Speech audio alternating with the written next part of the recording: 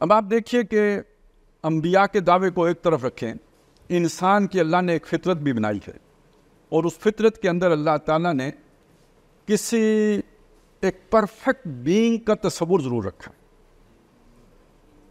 جو انسان ہے نا، وہ یہ چاہتا ہے کہ کوئی سپر نیچرل، کوئی بہت ہی پرفیکٹ قسم کا کوئی آئیڈیل اسے ملے۔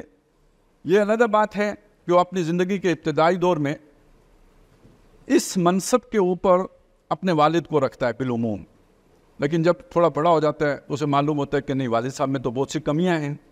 پھر اب وہ کسی لیڈر کا قائل ہو جاتا ہے، وہ لیڈر جو اس سے بہت دور ہوتا ہے، اور چونکہ وہ اس کے قریب نہیں ہوتا، اس کی کمیوں اور کمزوریوں سے وہ واقف نہیں ہوتا۔ وہ لیڈر پیر کی صورت میں ہو، وہ کسی عالم دین کی صورت میں ہو، وہ کسی پولیٹیشین کی صورت میں ہو، وہ کسی قوم پرست رہنما ہو، لیکن وہ اسے آئیڈیلائز اسی طرح کر رہا ہوتا ہے جیسے اس نے کبھی اپنے والد کو آئیڈیلائز کیا تھا۔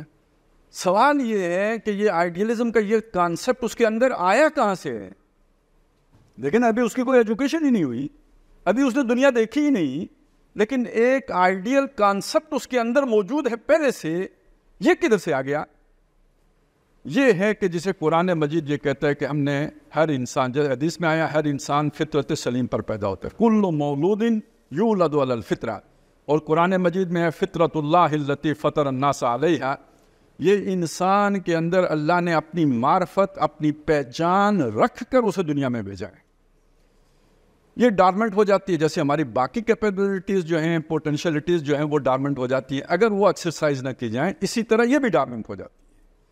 لیکن اگر اس کے اوپر کوئی داغ دبے نہ پڑ گئے ہوں، پرورٹ نہ ہو گئی، صرف ڈارمنٹ ہوئی ہو، پرورٹ نہ ہوئی ہو، تو جب اس کے سامنے نبی کی دعوت آتی ہے تو اسے قبول کرنے میں دیر نہیں لگتی۔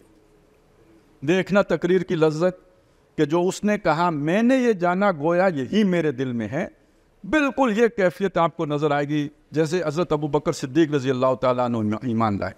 اور سورہ آل عمران میں اس کا نقشہ کھینچا گیا، ربنا اننا سمعنا منادیا ینادی للایمان ان آمنوا بربکم فآمنا۔ اے ہمارے رب، ہم نے سنا ایک آواز لگانے والے کو جو آواز لگا رہا تھا ایمان کی، تو ہم ایمان لے آئے، دیر نہیں لگائی۔ کوئی دیکھیے، کوئی کنٹروورسی نہیں ہے، کوئی بحث نہیں ہے، کوئی آرگومنٹ نہیں ہے، جو ہی اس نے بات ہمارے سامنے رکھی ہم فوراً ایمان لے۔ اس بات کو سورہ نور میں یوں بیان کیا کہ یہ جو انسان کے اندر ہے، یہ انسان کے اندر اللہ تعالیٰ نے ایک نور رکھ دیا ہے۔ یہ جو میں نے آپ کے سامنے رکھا تھا نا، اللہ کی معرفت کا تصور انسان کے اندر موجود ہے، اس کو کہاں نور رکھا ہے۔ ایک نور وہ ہے جو خارج سے نبی لے کے آتا ہے، تو جب اس کے سامنے وہ نور آتا ہے مقابل میں، تو وہ فوراً اسے قبول کر لیتا ہے۔ اس کی وہ جو اللہ نور السماوات والارض، اس کا آسمان اور زمین روشن ہو جاتی ہے۔ اس کو یوں سمجھ لیں کہ اللہ نے ہماری آنکھوں میں ایک روشنی رکھی ہے، اور ایک روشنی خارج سے سورج کی روشنی ہوتی ہے، بلب کی روشنی ہوتی ہے، کسی چیز کی روشنی ہوتی ہے، خارج میں بھی روشنی درکار ہوتی ہے۔ یہ دونوں روشنیاں مل کے ہمیں کوئی دیدار کراتی ہیں، ہمارے سامنے کوئی منظر آتا ہے جسے ہم دیکھتے ہیں۔ خدا نخواستہ باہر جو ہے چمکتا دمکتا سورج ہو اور ہماری آنکھوں میں بینائی نہ ہو، ہمیں کچھ نظر نہیں آئے گا، اور اگر ہماری آنکھوں میں بینائی ہو اور باہر گپ اندھیرا ہو، پھر بھی کچھ نظر نہیں آئے گا۔ یہی انسان کی فطرت اور رسالت کا آپس میں تعلق ہے۔ وہ جب نبی آئے، فَمَثَلُهُمْ كَمَثَلِ الَّذِي اسْتَوْقَدَ نَارًا، اس کی مثال ایسی ہے کہ جیسے ایک شخص نے آ کے آگ روشن کر دی، فَلَمَّا أَضَاءَتْ مَا حَوْلَهُ، جب اس آگ نے سارے ماحول کو روشن کر دیا، ذَهَبَ اللَّهُ بِنُورِهِمْ، اللہ ان کی بینائی لے گیا، اور وَتَرَكَهُمْ فِي ظُلُمَاتٍ، اور انہیں اندھیاروں میں چھوڑ دیا۔ یعنی پہلے اندھیارے تھے شرک کے، کفر کے، ضلالت کے، گمراہی کے، اور اس وجہ سے دکھائی نہیں دیتا۔ محمد رسول اللہ صلی اللہ علیہ وسلم نے وہ اندھیارے آ کے دور کر دیے، لیکن یہ کہ اب ان کی آنکھوں کی بینائی یعنی وہ نور فطرت چلا گیا، اس وجہ سے نہیں دیکھ پا رہے۔ اس منظر کو ذہن میں رکھ کر سورہ نور کی وہ آیت نمبر 35 کا یہ حصہ آپ سامنے رکھیں، نورن علی نور، ایک نور اندر تھا، ایک نور اوپر سے آیا، یہ نور کے اوپر نور ہو گیا۔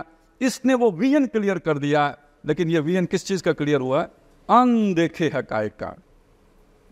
وہ حقائق جن کو یہ آنکھیں نہیں دیکھ سکتی، یہ کان نہیں سن سکتے، ہمارے حواس خمسہ کی گرفت میں نہیں آ سکتے۔ یؤمنون بالغیب ویقیمون الصلاۃ ومما رزقناہم ینفقون، وہ جو غیب ہے، یعنی یہ کہ جو یوں سمجھیے وہ ٹروتھ جو سائنس کی گرفت میں نہیں آ سکتا۔